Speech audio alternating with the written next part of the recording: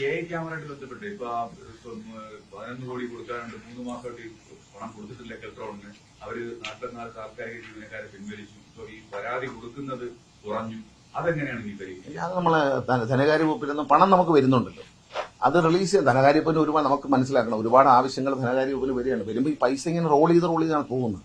നമുക്ക് കേന്ദ്രത്തിൽ നിന്ന് കിട്ടുന്നൊന്നും കിട്ടുന്നില്ല എന്നുള്ളൊരു പരാതി ഇതിങ്ങനെ റോൾ ചെയ്ത് പോവുകയാണ്. അപ്പൊ അവര് സാമ്പത്തികമായി നമ്മുടെ സംസ്ഥാനത്തിന് ശമ്പളം കൊടുക്കണം, നടത്തിക്കൊണ്ട് പോകണം. KSRTC അടക്കം കഴിഞ്ഞ കുറെ നാളായി കേരള സർക്കാരല്ലേ ശമ്പളം കൊടുക്കുന്നത്.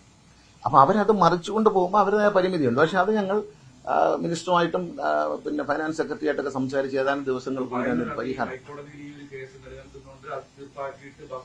ഇല്ല, അങ്ങനെയല്ല.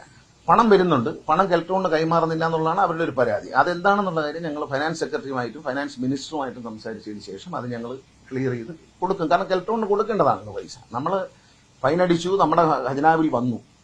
ആ ഖജനാവിന് ഒരു റോളിംഗ് നടക്കുകയാണ്. അത് ഫൈനാൻസ് ഡിപ്പാർട്ട്മെന്റിൽ മാത്രം ഒരു ചുമതലയല്ലല്ലോ.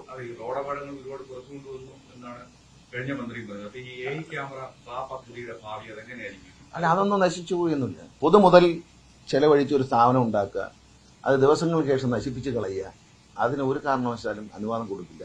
ഈ ബസ്സുകൾ തന്നെ, ഈ ബാറ്ററി ബസ് തന്നെ തിരുവനന്തപുരത്തുണ്ട്. എനിക്കൊരു വ്യക്തി പൗര നിലയിൽ ഒരു സങ്കടം, അത് കഴുകാറില്ല എന്നുള്ള. ഇതുവരെ കഴിയില്ല.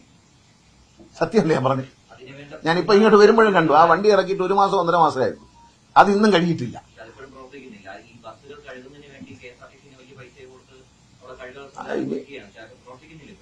വെള്ളമില്ലാത്തടത്ത് കൊണ്ടുവന്ന് കാർ വാഷ് വെച്ചാൽ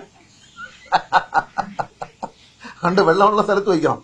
തോട്ടിന്റെ കരയിലെങ്ങാനും കിണർ കുത്തിയിട്ട് അവിടെ വയ്ക്കണം. അതാണ് കുഴപ്പം. കാർ വാഷ് വെച്ചു, പക്ഷെ വെള്ളമില്ല. അതുകൊണ്ട് എന്ത് കാര്യം? ഈ കാർ വാഷൊന്നും KSRTC ബസ്സിന് പറ്റില്ല, കാറിനെ പറ്റുക. നമ്മുടെ കാറുകൾക്കൊരു ഡൈനാമിക് എയറോഡൈനാമിക് ഷേപ്പുണ്ട്.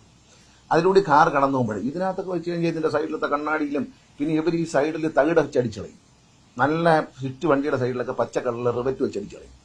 ആണി അടിച്ച് കയറ്റിയിട്ട് ഒരു പച്ച കളർ പലക ഇടിച്ചിടത്തേ ഒരു പാച്ച് വയ്ക്കും. ഈ പാച്ചിലൊക്കെ ഇത് വന്ന് കുരുങ്ങിയാൽ പിന്നെ ഈ മെഷീനോട് പറഞ്ഞു പോകും. അതുകൊണ്ട് അതല്ല, മാനുവലി തന്നെ കഴിവുണ്ട്. കംപ്രസറൊക്കെ വാങ്ങിച്ചു കൊടുത്തിട്ട് മാനുവലി കഴുകാനുള്ള ഏർപ്പാടുണ്ട്. അതിനെ ഒന്ന് സ്ട്രീം ലൈൻ ചെയ്യും. ആ വണ്ടി ഞാൻ ഇന്ന് ആലോചിക്കായിരുന്നു, ഉദ്ഘാടനം ചെയ്തപ്പോൾ കണ്ടതാണ്.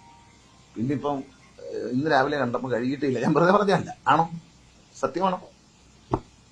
അതൊക്കെ നല്ല സാധനമല്ലേ, നല്ല പുതിയ വണ്ടിയല്ലേ, കഴുകി വൃത്തിയാക്കി വെക്കണ്ടേ?